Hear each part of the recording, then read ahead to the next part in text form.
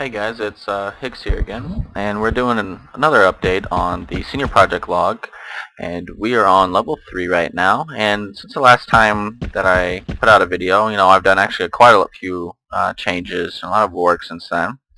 As you can notice right away that I have taken out the window section from this corner. I ended up figuring out what was going on, and it was as simple as my polygon was being stretched too much, and it created just basically a void or a hole. So I put a blocking volume in the shape of this corner piece on both sides, because it ended up happening over there for some reason too. So again, just made a simple blocking volume.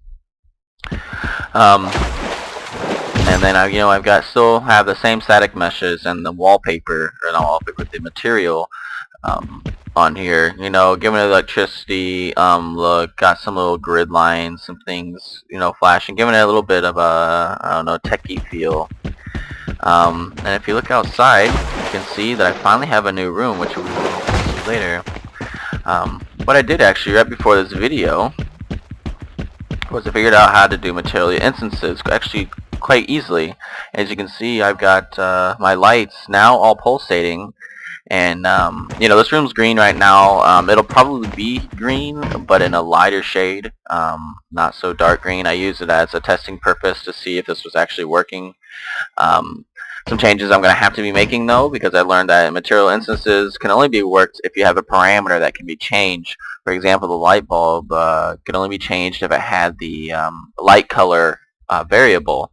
And these static meshes that I use, these little domes, these other lights that are yellow, don't have those, so I'm actually having to revert to a actually more alien looking light, and I'll be able to change the flicker color to the same color as this light, and they'll be pulsating and flickering at the same time, so it makes it look like they're pulsating just like in the game. I'll probably have to be putting a spotlight or an overall light to be pulsating as well at the same time, so actually that might take a little bit of work.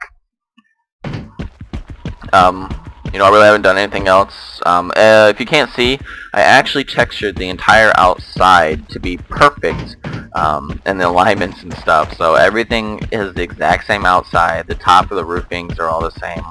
So, and they're with precision. The only thing I didn't try and even care about was the bottom of the map, because you don't even see it, so why does it matter? I finally got some doors in here. Right now they're just interpactors. I haven't put any matinee on them or anything, so I can just walk through them.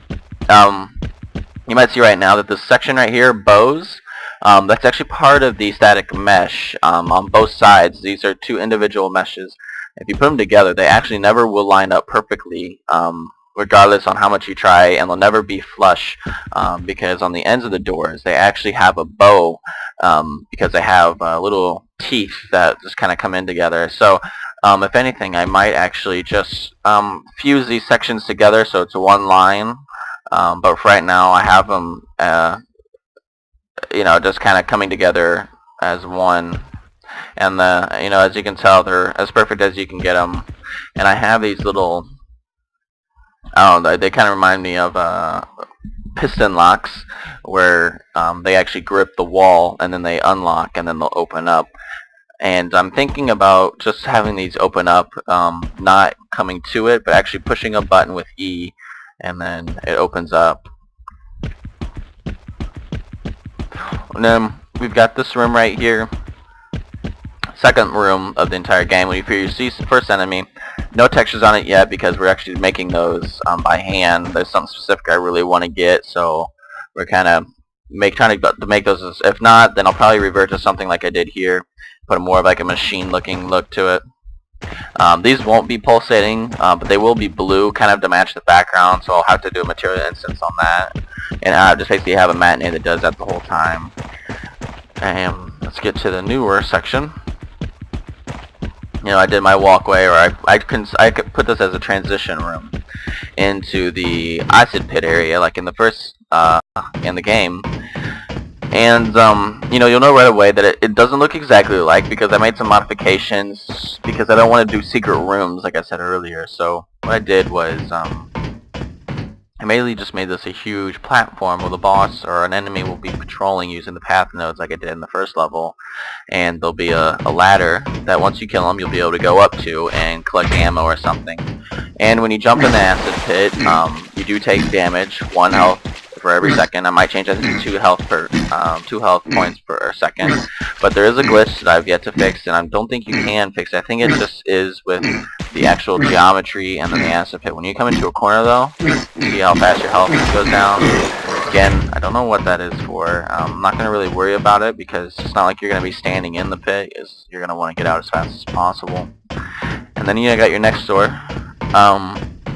You know, most people might say, wow, that door is pretty high up.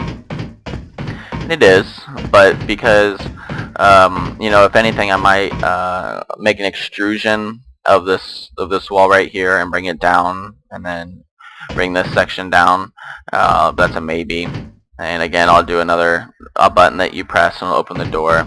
And then you come into the final room, will be another boss. And if you look up, you got all these lights that will be changed, like I said earlier, into the flickering ones. And I've got these lights.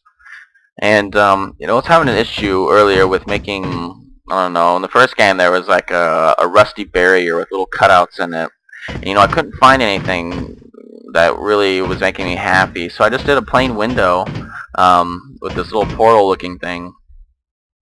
And, you know, I just made it like that. And, you know, it looks pretty good, to be honest. And then I added some little clamps to make it look like it's being held in by the wall and stuff. And then that just looked really neat, so I did that. And then you come around, you have stack meshes and things like that. And then you got your last part, which in every Doom game that you play, your exit door will always be a unique looking door, completely different than the entire level. So that's what I did here, is I took a actual walkway for vehicles and I made it into a door, and this again will probably slide open or something to that nature. And I basically have it highlighted with these pulsating green materials. This to be an indication that it's an exit. And this will be the only door, I don't know yet, that you can walk up to and open, or you press E on it, or there'll be a button that you open to, and then you go in, and then there'll be one more thing, that's the exit button, and when you press that, it'll go to the credits of the game. Again, I still have the test lighting in here. I am slowly starting to do the lighting. I wanted to get the level actually created first before I started, you know, adding the lighting and stuff like that. So now that the level is actually completely built, I can now add in the static meshes, do the Kismet Matinee. So I'm actually on the long and hard process right now, is the Kismet Matinee. So, you know, I'm looking forward to it. It's going to be really fun. And, you know, that's what we got so far. You know, I've been really busy with school, so I haven't been able to actually get a lot done. But with the extra time that I have, I've been doing bits and pieces, and I finally, just the other day, I think it was 2 days ago, I finally got the last room finished, and now I'm actually adding stack materials and stack meshes and stuff, and I just played with this material instance, and now I'm thinking about doing it on almost anything that I can, being in one of the special effects, and then I'll be putting particle effects of acid actually on these barrels, just like in the real game. They had the acid tops. And you know, the more I keep looking at the game, it does feel oversized, but you know, I've done too much that I don't want to revert back to possibly shrinking everything. Just don't have the time. But if I do, the only thing I will be doing will be lowering the actual the walls. That would be the only thing I would really do, and then just lower the ceiling accordingly. So I mean, it wouldn't be that difficult. But for rooms like this, I would probably leave how is, because a lot of this thing is built completely by hand. And in a room like this, because it doesn't affect too much if you lower height in it. But rooms to a transition, you know, lowering the wall, this top wall, and making the door smaller might make more sense.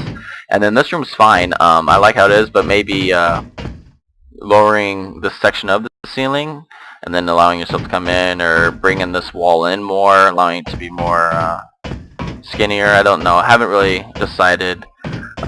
You know, I'll probably be able to make those. Those are actually changes that I'll make once the game is completely finished, when we got it running, menu systems and everything, because those are tweaking.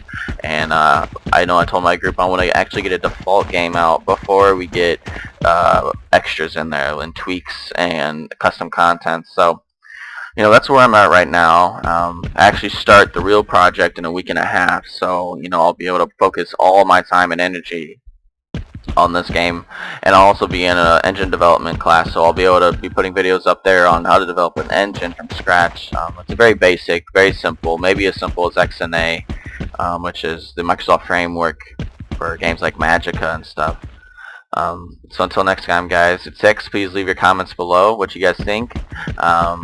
There's not going to be a lot of changes made, so it's more or less if you like it or don't. And if you pay attention, I have so many things detailed. The alignments are so perfect. That's what takes up my time, is making sure everything looks as good as I want it to be. So until next time, guys, it's 6. Peace.